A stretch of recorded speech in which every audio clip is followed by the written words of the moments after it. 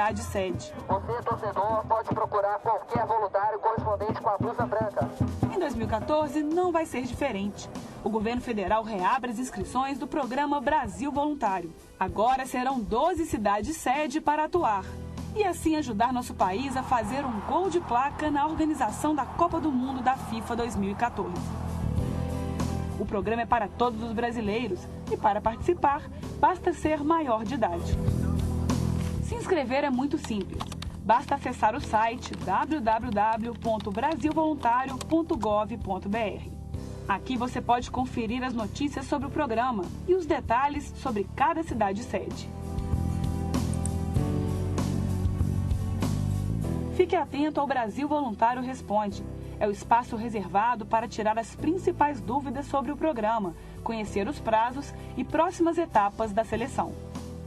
Agora que você já conhece o site, chegou a hora de se inscrever. Clique no botão Cadastre-se no lado direito da tela. Primeiro, você deve digitar um e-mail válido. Não se esqueça de preencher o campo corretamente e com letras minúsculas. Digite uma senha. Ela será usada sempre que você acessar o seu cadastro. Informe também o seu nome, o sobrenome do meio e o último sobrenome. Se você tem um nome composto, ambos devem estar no primeiro campo. Aqui você insere seu nome e a foto. Os dados serão utilizados para a confecção do seu crachá, caso seja selecionado para atuar como voluntário. Na página seguinte, você insere mais dados pessoais. No campo Profissão, procure sua principal atividade na lista. Caso ela não esteja lá, basta escolher a última opção, Outra. Depois, você cadastra os documentos pessoais, como CPF e identidade. Não se esqueça de colocar o estado e o órgão emissor da identidade. No quarto passo, é necessário preencher os dados de contato, como celular e telefone com DDD, endereço de Skype, Facebook e Twitter, caso você tenha. No passo 5, informe o seu endereço completo com CEP. Estes campos são obrigatórios.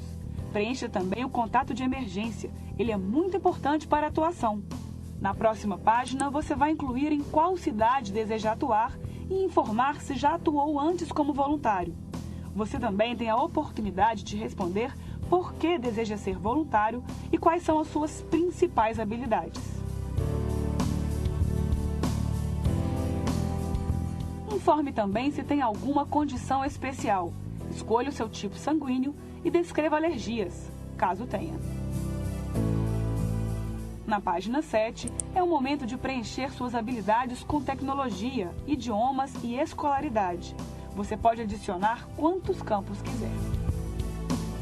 Chegou o momento de preencher a área de atuação, que pode ser mobilidade, aeroporto, eventos de exibição pública, áreas de fluxo, em torno dos estádios e centro aberto de mídia nas cidades onde houver.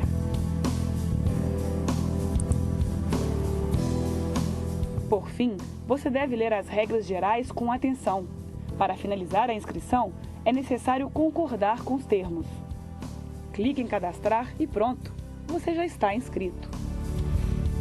Não se esqueça de sempre voltar ao site do Brasil Voluntário e seguir as redes sociais do Portal da Copa para ter mais informações. Participe e ajude o país a fazer a maior de todas as festas do esporte.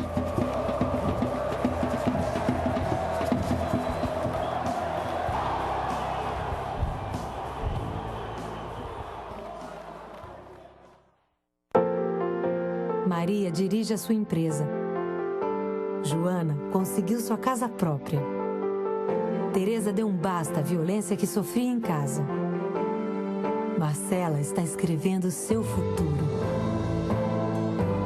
Cada vez mais as mulheres transformam sua realidade e conquistam dignidade e qualidade de vida. Esse é o Brasil que dá certo para brasileiros e brasileiras. Governo Federal.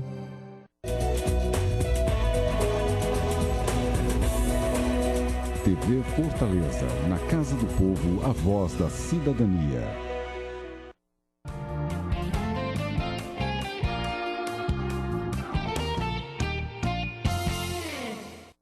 Meus cumprimentos aos telespectadores da TV Fortaleza, canal 6 da Multiplay, canal 61.4 na TV Digital. Sejam muito bem-vindos ao nosso programa, é uma alegria tê-los conosco.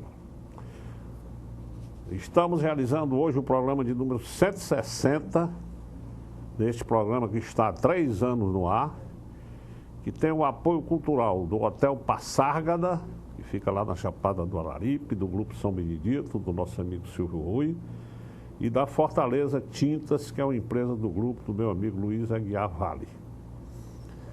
Nós temos hoje a grande satisfação de receber novamente no nosso programa. Ele esteve aqui na semana passada, foi uma repercussão maravilhosa, ele nos deu uma entrevista muito competente, uma entrevista muito esclarecedora, e eu tenho a satisfação de recebê-lo novamente. É o segundo caso, dentro dessas 160 entrevistas que nós fazemos, da pessoa vir 2 programas. O primeiro caso foi o Elano de Paula, que foi um dos maiores brasileiros do século, um homem que tem 92 anos de idade, lustro total, inteligentíssimo, irmão do Chicanísio. Aliás, as pessoas dizem que o Chicanísio é que é irmão dele, porque ele é tão competente quanto e era mais velho do que o Chicanísio. Então, o Elano deu um show aqui, voltou ao nosso programa. E hoje o doutor Fábio Souza, que é médico psiquiatra e professor da Faculdade de Medicina, também fez um programa aqui realmente muito esclarecedor, muito competente. E nós o convidamos para tratar hoje de outro assunto também, que está muito em voga no momento. É o problema da depressão, doutor Fábio. Eu queria que o senhor nos esclarecesse alguns pontos. Primeiro, inicialmente, a depressão é uma doença nova, porque me lembro que há 30, 40 anos atrás nem se falava em estresse e nem se falava em depressão. Eu queria que o senhor falasse nesses 2 temas, de estresse e de depressão, dissesse se um tem a ver com o outro e se é uma coisa nova. Bem, meus cumprimentos a todos os telespectadores, meus cumprimentos a você, obrigado mais uma vez por me receber, Roberto. Assim, em relação à depressão, a depressão não é uma doença nova. A depressão já existia com outro nome. Antigamente chamava-se de depressão de melancolia. Depressão é um termo que surgiu no final do século XIX, aproveitando da física, né, esse termo de depressão, e se aplicou ao que se chamava na época de melancolia. O que é que seria depressão? Depressão é a perda do interesse, do prazer, da alegria de viver. Essa situação que a pessoa vive, ela fica numa situação de desânimo, de apatia. E a depressão, ela tem aumentado, e você tem razão, nos últimos tempos, e que nós conversamos antes do programa, nós estávamos dizendo que a depressão é a doença do século. Quem é que diz isso? A Organização Mundial de Saúde. A Organização Mundial de Saúde fez uma pesquisa na década de 90, quais são as doenças mais incapacitantes que tem no mundo. Quais são essas doenças? Primeiro, naquele momento, a depressão estava em 4º lugar.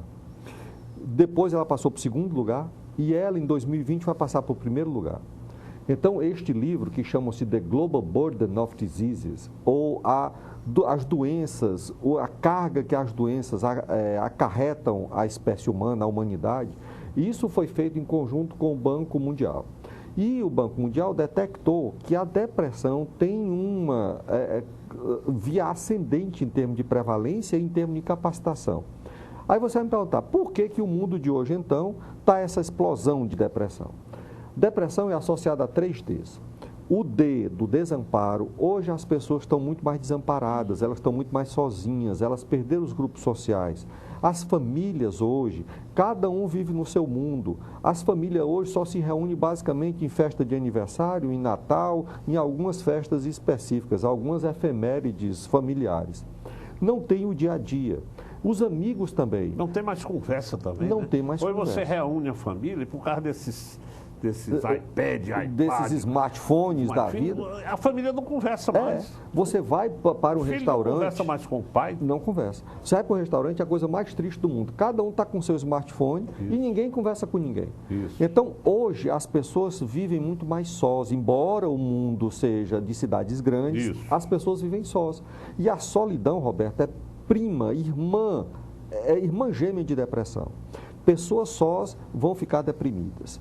Então, esta depressão, que é associada ao desamparo, a desesperança, a situação minha vai melhorar, a situação amanhã vai ser melhor. Não, não vai ser melhor. A pessoa fica desesperançada do futuro. E desânimo, que aquela energia vital, não tem. Então você junta desesperança, desamparo e desânimo igual a depressão. Agora você fez um outro ponto interessante. E o estresse? Estresse, exatamente. E o estresse? Eu queria saber a diferença entre um e outro. Se um tem a ver com o outro. O estresse foi uma também derivado da física, esse termo de estresse, que a gente usa atualmente, que estresse de materiais, etc. O que é que seria o estresse? Há alguns anos atrás, mais ou menos no começo do século XX, um pesquisador chamado Hans Ley, ele definiu que nós temos os dois Fs quando a gente vê o perigo, que ele chamava to fight, que é lutar em inglês, ou to flight, que é sair de cena, que é fugir. Então isso é o que causava o estresse natural. A gente via um leão e a gente tinha que ou lutar com esse leão ou fugir do leão. Certo. Mas hoje os leões estão em todo lugar. Os leões estão no engarrafamento do trânsito, os leões estão em a gente lutar para um lugar ao sol em termos de emprego, os leões estão para a gente conseguir manter uma família, os leões estão disseminados em todos os lugares. Então hoje a sociedade virou uma sociedade do estresse. O estresse produz um hormônio, que o nome dele é cortisol. Qual é o problema então do cortisol? O cortisol diminui uma das substâncias mais importantes para combater a depressão, que é a serotonina. Então, você vai ter um aumento de cortisol, diminuindo a serotonina, que vai causar depressão. Então, usualmente, pessoas estressadas vão se tornar pessoas com depressão. Como você fazer isso aí? Você vai ter que adequar o seu ritmo de vida ao tempo real. Usualmente, a gente acha que a gente pode lidar com 3, 4 coisas ao mesmo tempo. Então, não é raro hoje você ver pessoas dirigindo, acessando o celular, escrevendo alguma coisa, fazendo 3 coisas ao mesmo tempo. É o quadro da pessoa estressada. A pessoa quer fazer muitas coisas ao mesmo tempo e o tempo nosso, meu, seu e de todo mundo só tem 24 horas. Mas as pessoas querem ter 48 e não dá. Aí vai ter que comprimir essas atividades todas em 24 horas e vai causar estresse.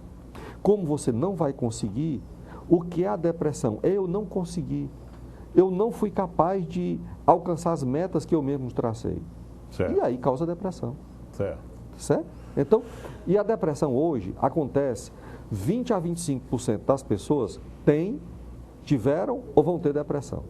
1/4 da população mundial vai estar nesses 25% de depressão. Né? Então, é a doença mais prevalente hoje, pelo menos uma das mais prevalentes em termos de transtorno mental. E essa tem enormes repercussões, porque a pessoa deprimida, essa pessoa não trabalha bem, essa pessoa perde emprego, essa pessoa perde família, essa pessoa, às vezes, perde até a vida, né? Que é uma das consequências mais trágicas da depressão, que é a ideia de que a morte pode resolver os problemas. E, obviamente, a morte não resolve o problema, né? Certo. Quer dizer que uma pessoa, doutor Fábio, que tem um estresse, ela tende a ser depressiva. Exatamente. Mas ela pode ser depressiva sem antes ter tido estresse? Pode. Pode acontecer? Pode. A depressão tem um viés genético. Usualmente, se você tem seu pai e sua mãe deprimido, você tem uma possibilidade muito maior de ter depressão do que uma pessoa que não tem um pai nem a mãe deprimido. A depressão tem esse aspecto genético importante. Agora, a depressão, usualmente, você junta o quadro genético com o quadro ambiental. Então, esse quadro ambiental, quanto mais estressante, maior a probabilidade de você ter depressão. Então, qual é a felicidade? Freud dizia que a felicidade são 2 verbos, amar e trabalhar. E eu diria, até com uma certa pretensão minha, especialmente quando você trabalha o seu amor e ama o seu trabalho. Então, não é só amar e trabalhar. Porque o amor, segundo Freud, é a nossa relação com as pessoas e o trabalho é a nossa relação com o mundo.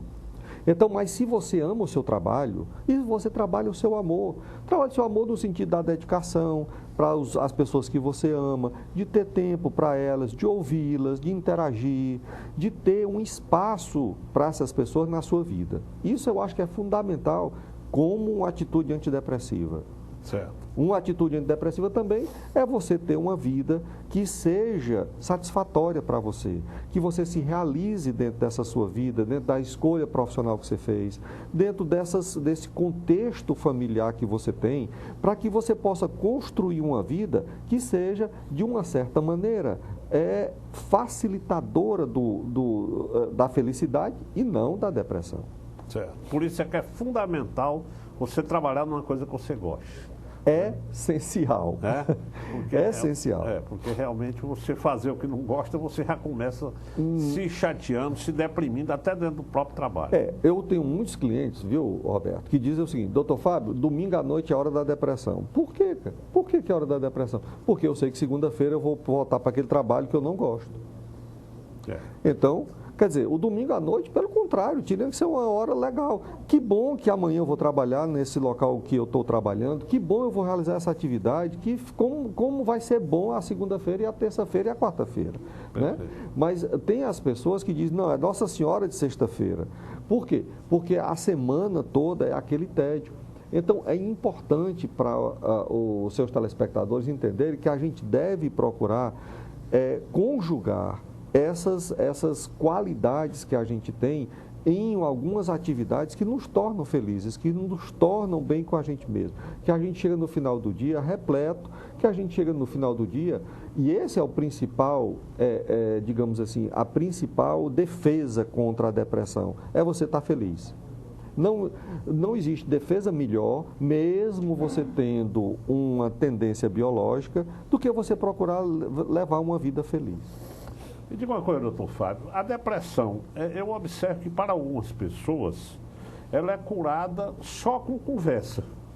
Só um médico conversando, dando orientações, a pessoa desabafando, e tem outras que precisam, além da conversa, precisam do remédio. Por quê? Verdade. Assim, o ideal, sendo bem mais honesto com os dados científicos, é quando você junta as duas coisas. Né?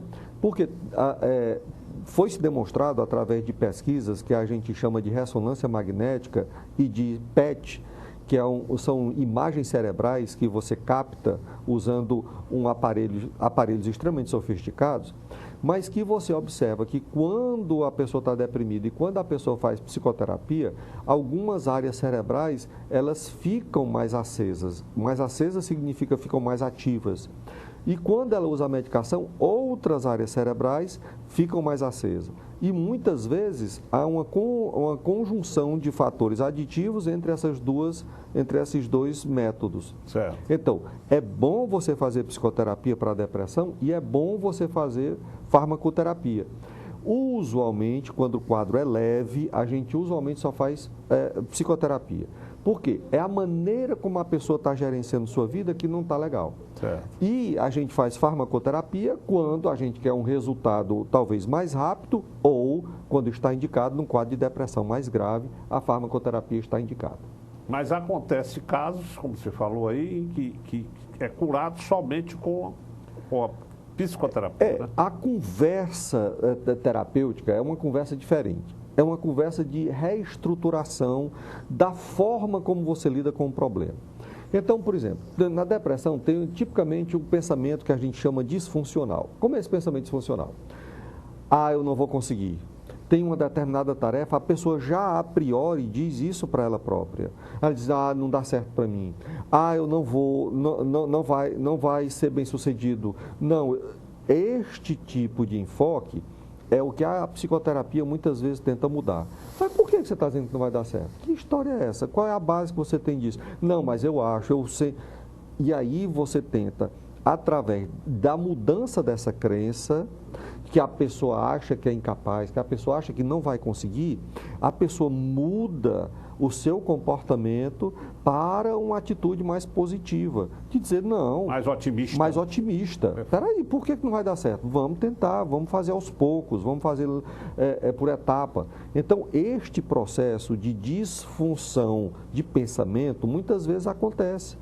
E o que é que acontece? Às vezes, muito frequentemente, o que é que você encontra? A pessoa que está com esses pensamentos disfuncionais, ela está inserida em uma forma de agir que ela não via outras alternativas. Ela se acostumou a agir de uma determinada maneira e isso ela tem que abrir eu não tinha pensado nisso antes. Realmente, é verdade. Então, essa releitura do seu passado faz com que eu possa ver com muito mais riqueza a minha vida e encontre alternativas para que isso não possa causar uma depressão seguidamente em mim. Doutor Fábio, eu queria lhe pedir um intervalo de 1 minuto e voltaremos em seguida.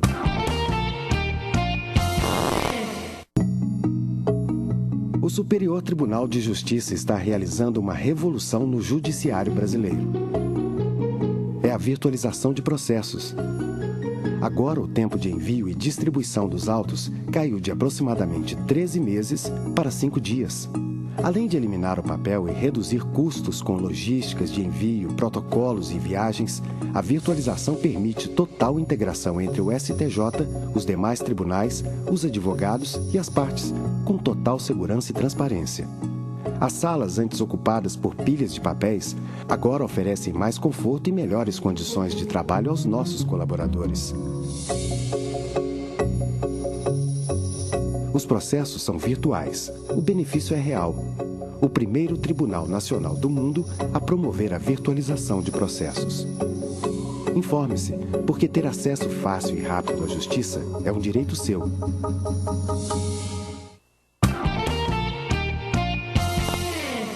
Doutor Fábio, esse é um outro assunto muito atual e realmente nós temos muito o que perguntar, mas vamos ter que abreviar aqui as coisas, né? Eu lhe pergunto, doutor Fábio, tem cura a depressão? A pessoa consegue curar totalmente? A gente fala em medicina em remissão de sintomas. Cura de qualquer coisa é uma questão muito difícil de falar em medicina. Por exemplo, você fala que a pessoa está curada de diabetes? Não. Você fala que a pessoa está curada de hipertensão? Não. Você fala que a pessoa está curada de enxaqueca? Não. Você fala que a pessoa está curada de artrite? Não. E por aí vai. Mas existe hoje um controle muito bom dos sintomas disso. Então, a doença fica remitida desde que seja submetida a um tratamento adequado, a um tratamento apropriado. Então, a doença não ter remissão já dá uma qualidade de vida excelente para a pessoa. A pessoa tem diabetes? Tem, mas eu estou com a minha glicose controlada. Eu tenho hipertensão? Tenho, mas eu estou com a minha pressão arterial controlada. Eu tenho depressão? Tenho, mas eu estou tomando meus remédios direitinho, eu estou fazendo psicoterapia, pronto, um abraço. Então, esse tipo de situação é muito importante. Por que é que não tem cura? Você vai me perguntar agora. Porque tem um componente genético. E nós ainda não temos mecanismos de controlar a expressão genética de modo que a gente possa controlar o quadro depressivo na sua fonte, na sua origem. Então, mas hoje a gente já tem tecnologia suficiente e esse é um quadro de esperança que as pessoas têm. As pessoas dizem, por quanto tempo eu vou tomar o remédio? Aí eu pergunto, por quanto tempo você vai usar seus óculos? Você já fez essa pergunta ao seu oftalmologista? Você nunca fez. Você simplesmente pega os seus óculos, usa e é bom, você vê o mundo tal qual ele é. Do mesmo jeito é o seu remédio. O seu remédio é para você viver sua vida sem problema, porque existe um desbalanço, um quadro de desequilíbrio bioquímico que a depressão provoca, que a medicação, junto com a psicoterapia, ajudam a corrigir esse problema. Né? Então dá para as pessoas viverem bem, isso é o que é importante. Graças a Deus que nós temos hoje psicoterapia e remédios para tratar a depressão de uma forma muito eficaz, muito eficiente. Às vezes a pessoa tem tudo, né? Você diz, fulano tem tudo, é bonito, é rico, é inteligente, é competente e entra em depressão. Às vezes acontece muito, até com pessoas muito famosas, não? Pois é. Xuxa, Chico Anísio, Padre Marcelo, fala-se em depressão. Por que acontece isso? A depressão, Roberto, é extremamente democrática. A depressão afeta desde o mais rico ao mais pobre, desde homem a mulher, mais frequentemente em mulher do que em homem, diga-se passagem, né? Afeta criança, adolescente, adulto e idoso. Criança pode ter depressão? Criança tem depressão. Por quê? Porque tem esse fator genético e tem um fator ambiental também. Por quê? Porque muitas vezes, por exemplo, vejam no Japão, que é muito comum isso, os pais querem que os filhos tenham um desempenho acadêmico excelente. Quando a criança não consegue, Ave Maria, isso é uma ofensa para a família, é uma chaga para a família. É uma cobrança em cima dele. É uma cobrança. Então, pessoas que se cobram muito, que são muito rígidas, são muito mais tendentes a ter depressão. Porque elas colocam os seus objetivos tão altos, tão elevados, que são difíceis de alcançar. É. Então, uma das coisas de felicidade da vida é a gente colocar objetivos que a gente possa alcançar, que a gente possa viver alcançando esses objetivos sendo felizes. Porque se eu colocar um objetivo, ou você, que nós vamos ser os homens mais ricos do mundo, vamos ser os homens mais poderosos do mundo, possivelmente nem eu nem você, nós vamos acontecer isso. Perfeito. Mas se a gente disser assim, a gente vai procurar ser feliz hoje, com o que a gente tem, amando o que a gente tem, vai ser mais fácil. Numa pessoa que tem tudo, ela também tem um quadro depressivo. Tudo no sentido material, vamos dizer assim, né? Mas no sentido emocional, cadê os amigos dela? Será que ela tem? Será que ela se sente amada? Isso. Será que ela se sente feliz? Essas pessoas são muito solitárias, né? São muito solitárias. Porque será que aquela pessoa está se aproximando de mim, ou pelo dinheiro que eu tenho, ou pelo poder que eu tenho, ou pela fama que eu tenho? Então, é difícil, às vezes, as pessoas encararem isso de uma forma mais amena. Então, elas ficam muito desconfiadas, né? E muito sozinhas, muito solitárias. O poder, a fama, é muito solitário. Até um animal, né? Um cachorro pode ter depressão, né? Hoje fala muito disso, né? Pode. Porque a depressão é a sensação de perda, é a sensação de eu não consigo. Você vê um cachorrinho triste, está com depressão. Agora você citou um ponto fundamental. Tristeza é diferente de depressão. Tristeza é um sentimento normal, que quando a gente não passa numa prova, a gente fica triste. Mas todo depressivo é triste, né? Mas nem todo triste é depressivo. Pronto. A tristeza, no seu sentido patológico, é depressão. Mas a tristeza é normal. Você ter luto, por exemplo. Uma pessoa da sua família morre, uma pessoa muito querida sua morre, você fica triste, porque você perdeu a convivência com aquela pessoa. Não necessariamente você está deprimido. Então, a tristeza não pode ser confundida com depressão. Tristeza é normal. Depressão não. Depressão é patológica. Depressão precisa ser tratada. Tristeza, a gente precisa só de um ombro amigo para a gente chorar nossas mágoas, né? Perfeitamente. Doutor Fábio, nós estamos hoje com um problema grande na nossa sociedade, é o problema da droga, né? A droga está uma peste, né? No mundo todo, no Brasil, no nosso Ceará, né? Atingindo principalmente os nossos jovens, né? Como é que o senhor vê esse grande problema da droga, doutor Fábio? Olha, na sua opinião, por que isso está acontecendo e qual seria a maneira de melhor combatê-lo? Isso é uma verdade, 2 horas de programa. Tinha que ser um programa todinho só para isso. Resumidamente. Vamos tentar. Assim, primeira coisa que você falou em jovem. Assim, a gente diz sempre a seguinte coisa. A mulher grávida, ela passa 9 meses para o seu filho nascer. 9 meses usualmente, às vezes 8, menos, mas usualmente 9 meses na barriga da mãe. Quando a criança nasce com o seu coraçãozinho pronto, o seu pulmão, o seu fígado, menos o seu cérebro. O cérebro dessa pessoa só vai se formar 21, 25 anos depois. Então, tal qual é um absurdo, a gente acha, toda a sociedade acha, que é um absurdo uma mãe usar drogas durante a gravidez do coração, do pulmão, do fígado, do intestino e dos rins e etc. e tal, é um absurdo durante os 21 anos, depois desse nascimento, a gente usar drogas, porque o nosso cérebro está nascendo.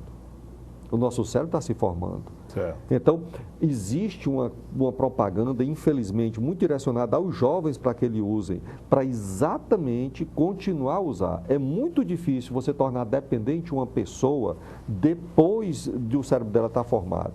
Então, toda a propaganda é para pegar crianças, jovens, o mais cedo possível. Por que você mencionou, e muito bem mencionou, que isso está aumentando? Porque eu acho que existe uma coisa muito interessante. A felicidade, hoje, ela é um mundo do fast tudo, do fast food e fast felicidade. Então, eu quero a felicidade não construindo essa felicidade ao longo do tempo, eu quero a felicidade agora.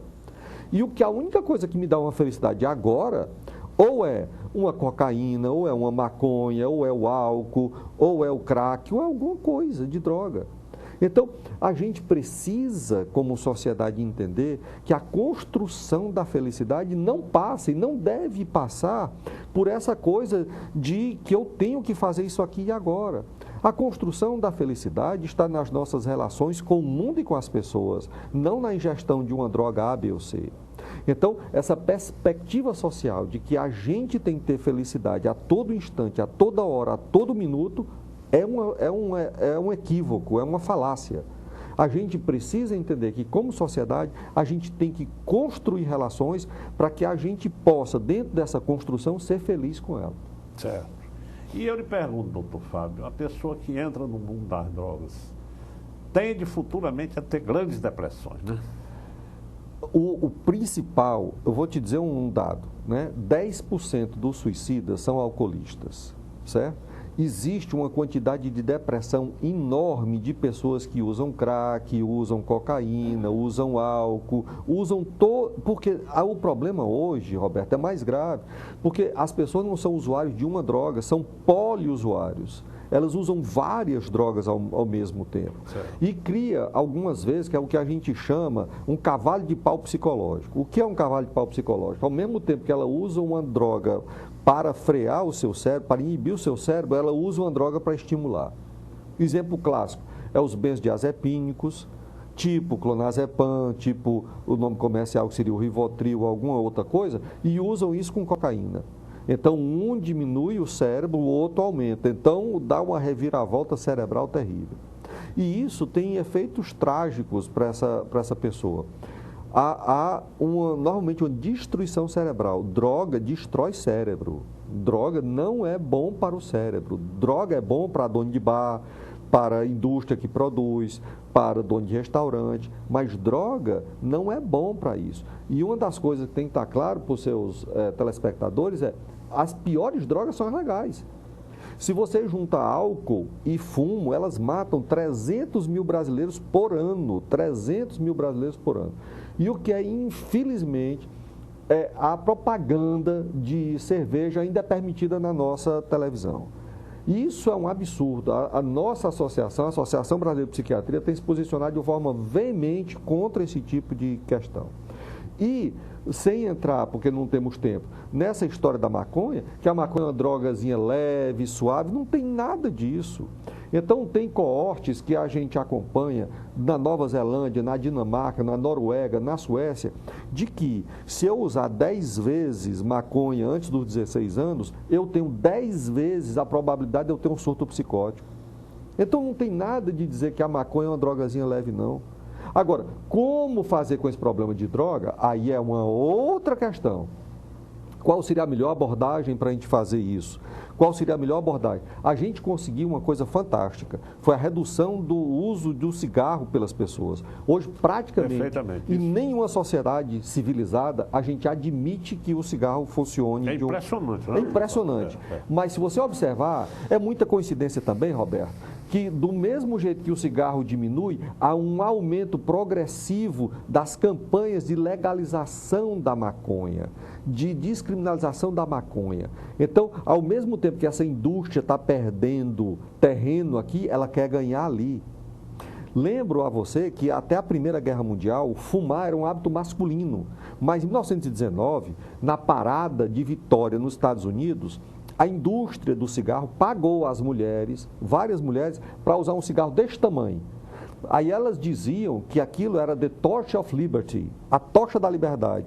Tudo pago pela indústria para que as pessoas do sexo feminino pudessem usar o cigarro. Então, a gente tem que estar muito atento a essa manipulação e esse contexto atual que, no final de contas, tem muita gente querendo lucrar com droga. E a droga da vez agora, que a indústria está vendo, é a maconha. Então, vamos investir na maconha para o povo achar que a maconha até é muito bom e é muito legal e é muito bacana. Não tem nada de legal na maconha, não tem nada de bacana na maconha, não. A maconha é uma droga grave, é uma droga pesada, é uma droga que tem N consequências a termos de sistema nervoso central. Então, é importante a gente entender isso e dialogar e encontrar os melhores caminhos para que a gente possa debelar esse problema na nossa sociedade. E teve aquela época também que era elegante a mulher fumar, era charmoso a mulher fumar. Né? Você é da época, talvez... cigarro charme, né, criado? Você é mais novo do que eu, mas você é da época, talvez, do Cruzeiro, da revista Cruzeiro. Isso. A revista Cruzeiro tinha um convênio com o cinema de Hollywood, mostrando toda a vida uma mulher fumando na capa da Cruzeiro. Isso. Então, isso era pago. Aqueles artistas que aparecem no filme da década de 40, 50 e 30 fumando, tudo aquilo era a indústria fumageira que pagava. Ela financiava aquilo. Então, a gente tem que estar atento, muito atento a isso. Aí você vê, por exemplo, a história da Copa agora. Esporte igual a tomar cerveja, onde é que é possível isso? Esporte não tem nada a ver com cerveja. Esporte tem a ver com atividade física, tem a ver com saúde, tem a ver com tudo. Cerveja não, cerveja é álcool. Álcool é perigoso, álcool destrói cérebro.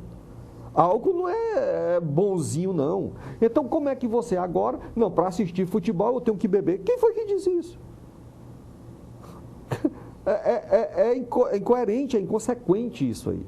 Então, o que a gente precisa é alertar a nossa população para estar atenta e crítica em relação a esses problemas. E a gente não ser usado de uma forma acrítica em relação a isso. E prestigiar, acima de tudo, o exercício físico, a alimentação saudável. E isso vai propiciar uma liberação de dopamina natural, que é a substância do prazer.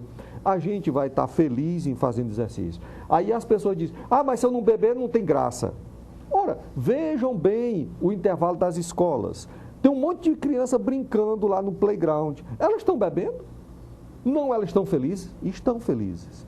Então, felicidade não tem nada a ver com álcool. Felicidade tem a ver com a predisposição de eu interagir com os outros, de eu brincar com os outros, de eu ter prazer com os outros. Isso é muito mais importante do que tomar uma cerveja aqui, ali ou acolá.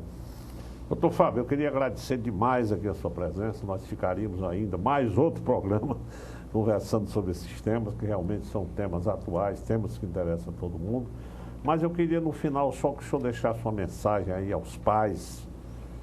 Sempre os pais muito preocupados, né, com o futuro dos seus filhos, com esse problema da droga que realmente está campeando no Brasil, no Ceará, em todo canto. A sua mensagem aos pais, o que os pais devem proceder para pelo menos controlar e evitar que esse problema continue se agravando. Esteja muito próximo dos seus filhos. Esteja disposto para ir deixar em festa, para ir buscar, saber com quem ele anda, saber com quem ele está. Porque a droga não está no picolezeiro nem no pipoqueiro que está vendendo, não. Está ali junto, é o seu coleguinha, é o colega do seu filho que está ali. É o colega do seu filho que está usando, é o colega do seu filho que está fornecendo. Então, esteja muito próximo, conheça bem os amigos dos seus filhos, para que você possa ter uma atitude, ter uma forma preventiva de ter esse problema na sua própria família. Bem, doutor Fábio, eu queria lhe agradecer demais aqui a sua presença. O senhor esteve 2 programas aqui conosco. Eu acho que os telespectadores ficaram muito felizes com a perfeita explanação que o senhor fez sobre o homossexualismo, sobre o problema de depressão, de estresse, de droga. Muito obrigado ao senhor pela presença. Muito obrigado aos telespectadores pela audiência. Esse programa é um programa que vai ao ar no domingo às 19 horas, reprisa segunda-feira às 7h30 da manhã, reprisa na quinta-feira às 14 horas, na sexta às 20 horas. Tem horário para todos os públicos, para todos os gostos. Nós vamos colocar essas 2 entrevistas do Dr. Fábio no YouTube para todo mundo. Vou dar a ele também um DVD para que ele possa mostrar aos seus alunos, aos seus pacientes. A todos, obrigado. Este programa que tem o apoio cultural da Hotel Passárgada, que é um hotel que fica na Chapada do Araripe, do Grupo São Benedito, do nosso amigo Silvio Rui, e da Fortaleza Tintas, do nosso amigo Luiz Aguiar Vale. Um grande abraço a todos vocês e uma feliz semana.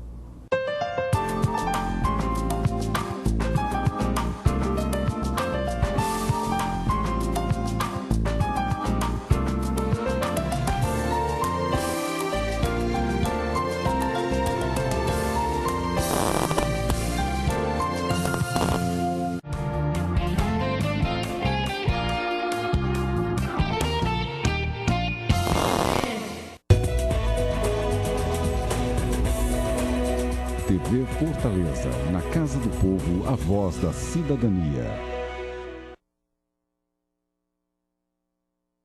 O governo federal criou o programa Mais